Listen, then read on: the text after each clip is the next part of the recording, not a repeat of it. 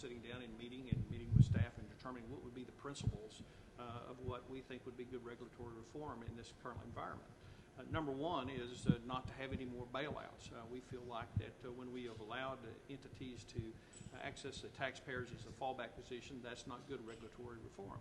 The second piece of that was to make sure that we restored market discipline, letting markets go up, letting them go down, and letting the people that actually are participating in those markets have the ability to fail. And so as we begin to take these principles, we begin to build our framework around that. One of the things that we know is that in many cases that regulators weren't actually doing their jobs, and so we were concerned that some people would advocate just adding more layers of regulation.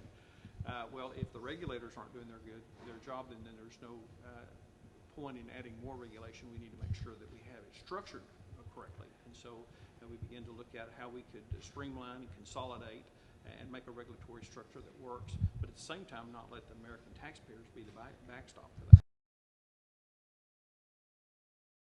Well, I mean, one of the things that a lot of people are concerned about is there too much power vested in the Federal Reserve? And in the future, we want to make sure that the Federal Reserve primarily focuses on monetary policy and not bailing out failed entities. And we think one of the ways to do that is for more transparency of what Fed activities are, so that people will understand what's actually going on, making sure that they clearly have a clear understanding of what the Fed will and will not do.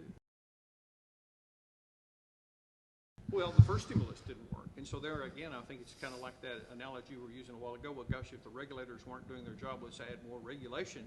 If the first stimulus package didn't work, let's add another stimulus package. In fact, the administration has admitted that this stimulus package has not worked because they put it in places where it didn't do what it was designed to do, and that's create jobs.